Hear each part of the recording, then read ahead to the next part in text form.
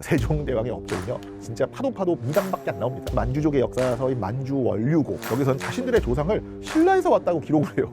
아니 니들이 뭔데 갑자기 신라를 여기다 끌어들여? 백두산은 단군이 처음 나라를 세운 곳이다. 홍범도 장군과 김좌진 장군 등등의 독립군들이 청산리 대첩에서 대승을 거뒀다. 이게 다 그런 식으로 연결이 되는 거예요.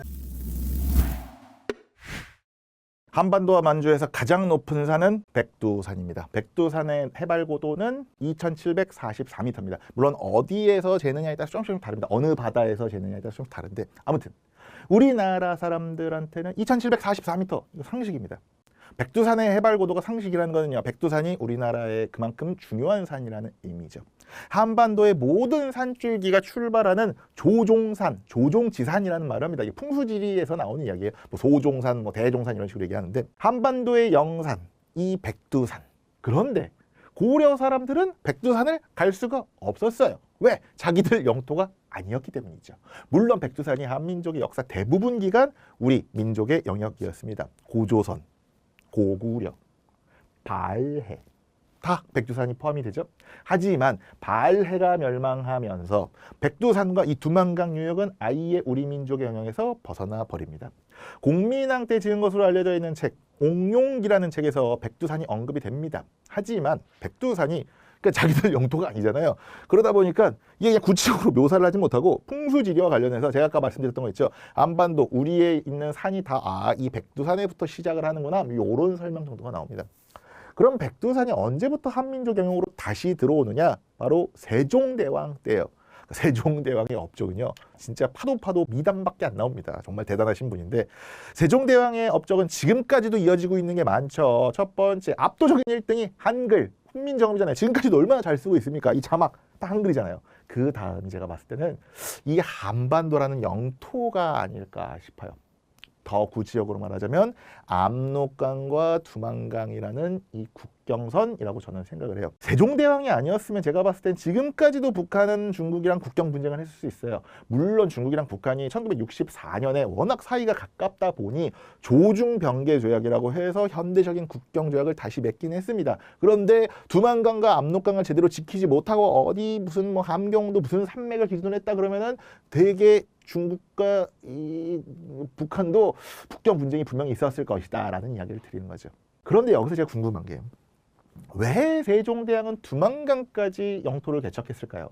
사실 지금 이 지형도라든지 또 다른 제 지형도를 보시면 아시겠지만요. 이게 함경도가 그렇게 매력적인 땅이 아니에요. 굳이 여기 차지할 필요가 없는 땅이거든요. 이 함경도에는 백두산만 높은 게 아닙니다. 해발 고도가 1000m가 넘는 개마고원이 넓게 있어요. 그리고 바다도 개마고원이랑 멀잖아요. 겨울에 춥고 연교차도 엄청나게 심해요. 농사 짓는 거 당연히 힘들죠. 여름에 밭농사 정도만 짓습니다. 물론 조선 후기에 이제 감자가 들어오면서 이제 감자 농사 짓고 이제 함흥에서 이제 그 감자 전분 공장 만들고 뭐 그런 게 있긴 했습니다만 일제강점기 때 기본적으로 함경도는 그렇게 좋은 땅이 아닙니다. 그런데 여기를 왜 굳이 개척을 했느냐? 여진족 때문입니다. 발해가 멸망한 이후에 수백 년 동안 이 함경도 지역은 사실상 여진족의 영역이 돼요. 물론 고려시대 때 윤관이 동북구성을 개척하는 등등 또는 여진족이 기본적으로 이렇게 고려에 여기를 번국이라고 그래서 이렇게 뭐 조공도 바치고 이런 시스템을 구축해 놓긴 했지만 그 나라 고려나 조선이 조금만 흔들린다 싶으면 국경 관리가 조금만 소홀해진다 싶으면은 조선으로 넘어오고 약탈해 가고 막 이런 겁니다.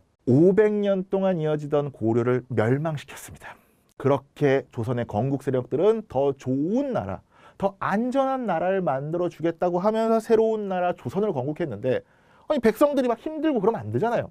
고려 말부터 백성들을 괴롭히던 왜구에 대해서는요. 이미 이성계 최영이 많이 소탕은 했지만 아예 왜구의 주요 거점인 대마도까지 정벌을 하면서 안정화를 시킵니다. 북쪽의 여진족은 어떻게 하느냐. 아예 함경도 지역을 다 정복해버리고요. 조선의 국경선을 딱 이 두만강으로 확정을 짓습니다. 그러니까 여진족한테 이제 니들 두만강 남쪽으로 넘어오지 마. 할 거면은 그냥 공식적으로 무역을 해 이 자식들. 이게 교과서에서 배우는 사군 육진 개척입니다. 최윤덕 장군이 압록강 상류를 정복해서 우예, 여연, 자성, 무창 등 4군을, 김종서 장군이 두만강 유역에 경원, 종성, 경흥, 회령, 부령, 온성, 육진을 설치하고 충청, 전라, 경상도 등 남부지방의 주민들을 이주시켜서 이 국경 지역의 인구도 보충합니다. 이게 3인 정책이죠. 그런데 사실 당시의 지정학으로 봤을 때는 사군육친 개척이 쉬운 건 아니었다고 해요. 그러니까 명나라가 조선이 영토 확장하는 걸 그렇게 좋아하지 않았겠죠. 명나라는 기본적으로 지금 미국과 같아서 다른 나라가 너무 이렇게 막 치고 올라오는 걸 별로 안 좋아해요. 고려 후기 함경도 지역 원나라 영토였겠죠. 근데 원나라를 내쫓고 중국을 차지한 명나라가 봤을 때는 이 함경도 지역도 자기들 영토라고 우기는 거 아닙니까? 하지만 태종, 세종대왕 시기에 명나라 관리를 정말 잘했어요. 명나라 외교를 정말 잘해서 사군육친까지 개척을 할 수 있었던 겁니다. 기본적으로요, 명나라는요, 압록강 위에 있는 건주여진이라고 불리는 요쪽은 관리를 좀 했어요. 근데 여기까지는 관리가 잘 안 됐거든요. 요동도서라고 해서 요동 쪽은 관리가 됐는데 여기까지 관리는 솔직히 명나라가 힘들 거 아닙니까? 그래서 조선이 아예 두만강 유역의 여진족을 자기들이 관리하겠다 라고 나서면서 그러면 저희가 여기 관리할게요 라고 하면서 그냥 사군육친을 쫙 개척해버리는, 선제적으로 여기 영토를 넓혀버리면서 해버리니까 이게 거부할 만한 명분이 없다 아닙니까? 명분이. 야, 니들 영토를 여기 형님 저희가 이 야인 여진은 저희가 관리할게요, 걱정하지 마세요 하고 그냥 개척을 해버린 겁니다. 뭐 그것 말고도 세종대왕이 외교적으로 명나라에게 엄청나게 잘해요. 그러니까 우리가 주로 한글 창제 그리고 무슨 달력, 독자적인 달력, 칠정산 제작 이런 것들 때문에 영화나 드라마에서는 명나라에게 우리가 굴복적으로 대해서는 안 된다, 민족주의, 약간 이런 군주로 영화나 드라마에서 묘사가 되는데 오히려 반대로 명나라한테 엄청 잘해요. 뭐 조금만 하면은 그냥 사신 보내고 사신 그만 좀 보내, 우리 부담스러워 할 정도로 명나라의 관계를 탄탄하게 만들어서 내정도 독자적으로 잘 할 수 있었다라고 세종 시기에 그를 그렇게 이해해 주시면 좋을 것 같습니다. 이번에는 조금 더 직접적인 질문을 한번 해볼까요? 아까 제가 백두산 얘기했잖아요. 백두산은 언제부터 한반도, 한민족을 상징하게 되었을까요? 정답은 조선 말기, 그러니까 구한말과 일제강점기부터예요.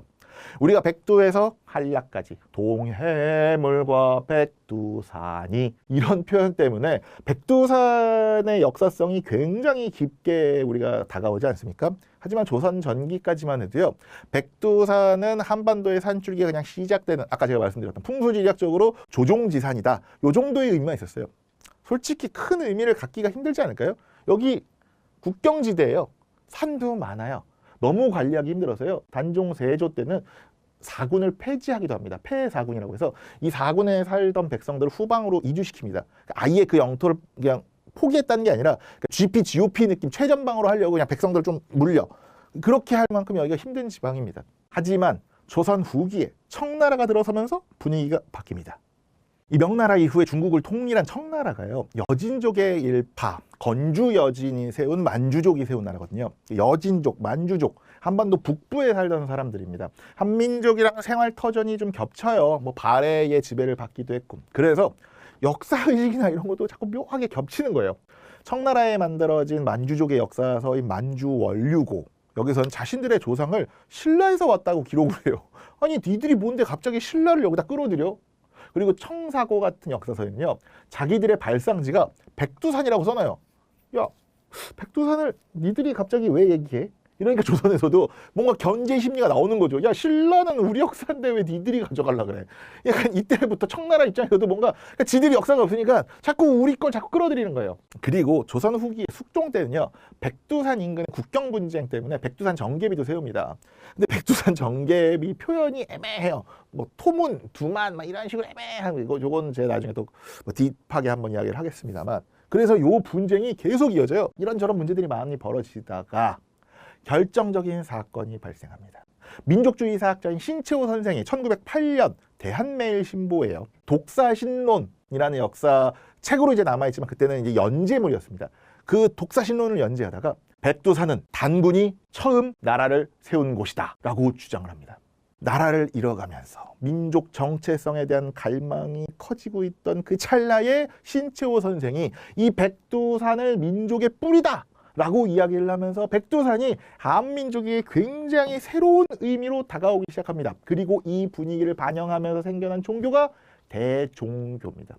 원래 대종교는 1909년에요. 단군교라는 이름으로 출발을 해요. 그리고 1910년에는 대종교라고 이름은 바꾸지만 백두산을 중심으로 해서요, 5대 교구를 설치합니다. 1910년 대한제국의 국권이 일제에 피탈되고 많은 독립운동가들이 간도랑 만주로 넘어가고, 이때 대종교 신자들이 백두산 일대에 모여들기 시작해요.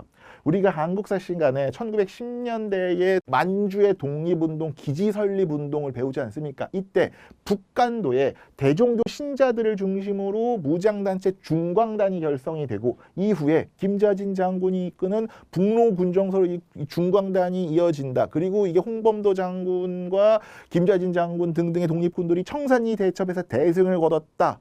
요 이야기를 배우잖아요. 이게 다 그런 식으로 연결이 되는 거예요. 백두산 인근, 그러니까 여기가 다 간도잖아요. 여기에 모여든 대종교 신자들을 중심으로 단군과 백두산에 관련된 이야기가 퍼지기 시작해요. 그리고 1920년대에는 이 한반도 안에서도요, 일제의 지배를 받고 있는 와중에도 백두산에 대한 관심이 커져요. 동아일보, 조선일보가 백두산 관광객들을 모집합니다. 백두산 올라갈 사람, 그리고 백두산 기행문 써줄 사람, 이런 것들을 모집하기 시작을 합니다. 자연스럽게 백두산은 민족의 영산이다 라는 이미지가 표현이 엄청나게 되는 거죠.